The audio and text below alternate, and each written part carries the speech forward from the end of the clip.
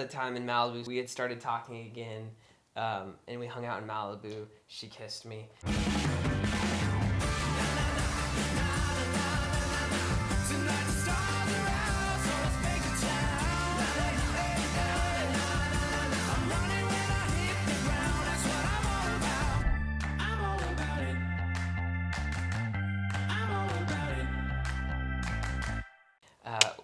We were going like on our ways all the time though, like going separate ways because you were traveling so much. Like we would see each other like once and then not see each other for a few weeks or even months at a time.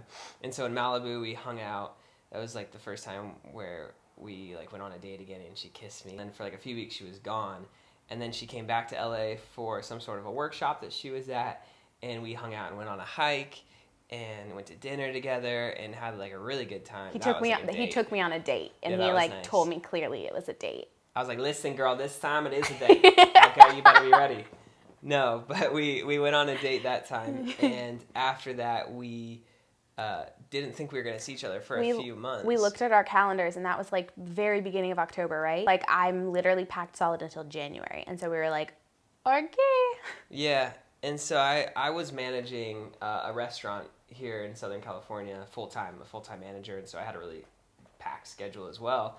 And I went to work that next week, and my boss, she is our dear friend, she had known that Evie and I had been spending time together again, and I was like, oh yeah, Evie's actually in Zion right now in Utah doing a shoot for the next 3 days. And my boss goes, well, why don't you go fly out and surprise her? And I was like, what? She's like, look at tickets, like go get her, go fly to her. And I was like, what? I can't go, like I'm working. Like scheduled to work all week. Yeah, and like just every the idea day. Where she said it was such a like confidence, like go get her. and I was like, I mean, you're my boss. Like if you're telling me to go get, like I can do it, I'll do it. So to make a long story short, I looked up flights. And I think flights were like $300 or maybe like $600. I don't know at the time. I didn't care.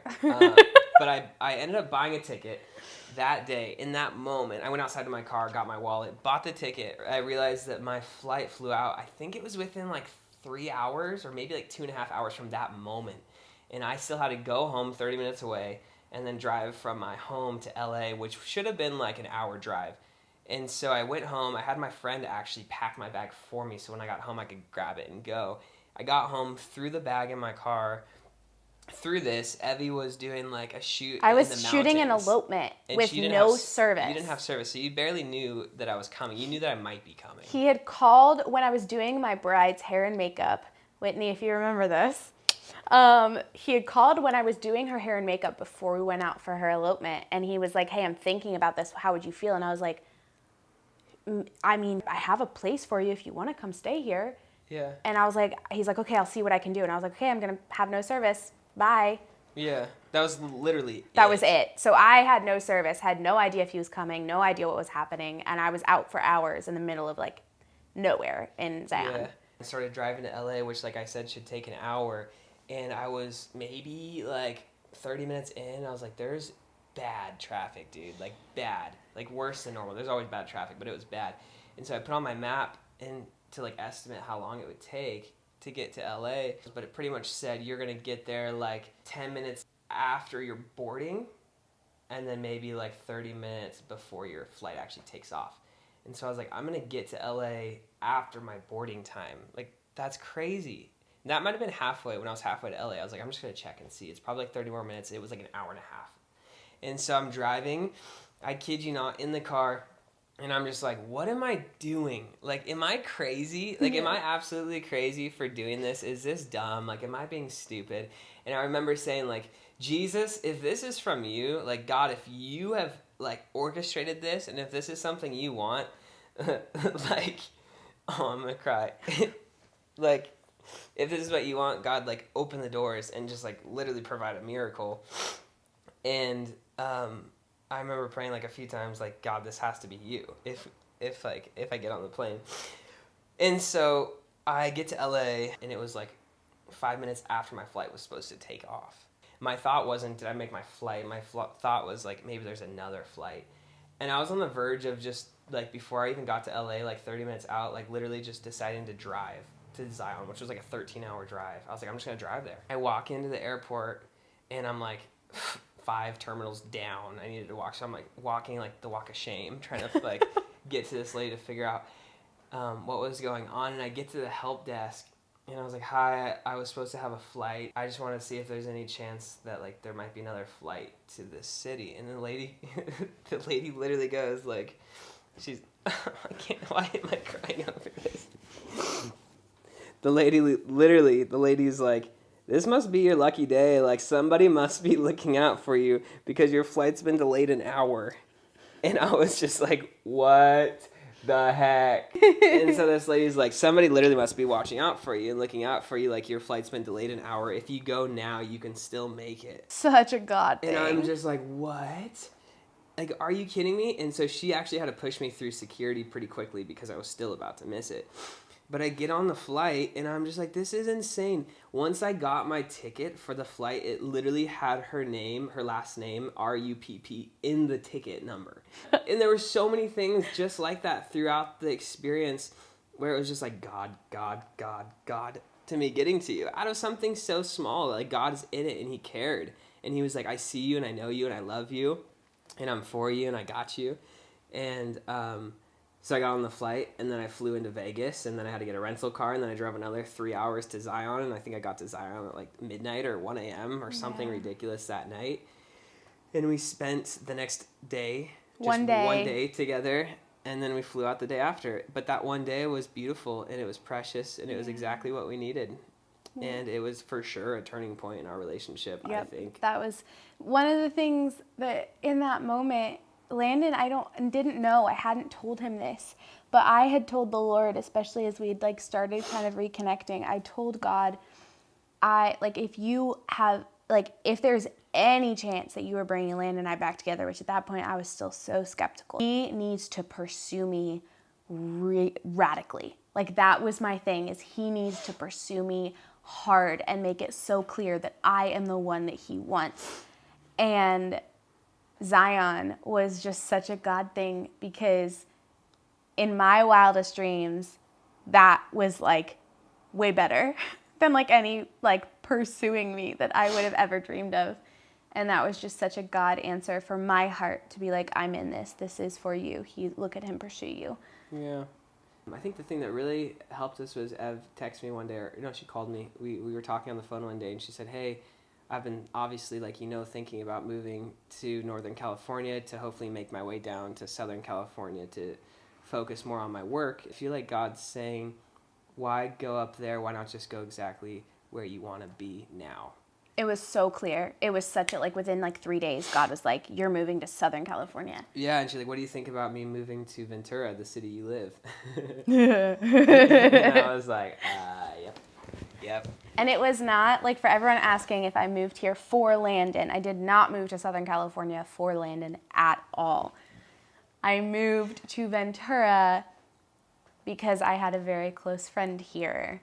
You did. But even still, I don't feel like I wasn't coming here for you at all. I think it was a place that you had been before and you were familiar with, and it was somewhat safe, and I was here, and it was, a little familiar. Yeah. And I'm sure I had some sort of draw a little bit, but I don't think by any means you moved here just for me. Yeah. And I think it was a great decision. So you moved here, and we really got to spend more time together. And so it was, a year ago? Probably from now, a few more months, and then we went to Mexico to film your YouTube announcement video, which was a few months after that. And in Mexico, I knew that it was just a matter of time into when we were going to decide 100% we want this, and we're going for it. I think the hard part for us, because we basically had been dating since September, October of the previous year. But for us, we knew, because especially we'd had history together, we knew if we were going to step back into a relationship with each other, we were in it. It wasn't just, okay, we're going to, kind of date, because that's basically what we were doing, and we knew that. We knew if we were okay, we're official, we're boyfriend and girlfriend, we were, it was pretty serious. We were, moving forward. Yeah. And so we were trying to be careful with that step to not just be like, oh yeah, we're dating, boyfriend, girlfriend, like casual. Like we were like, no, we know if we decide to do this again, like we both know enough and have enough history that we're in it.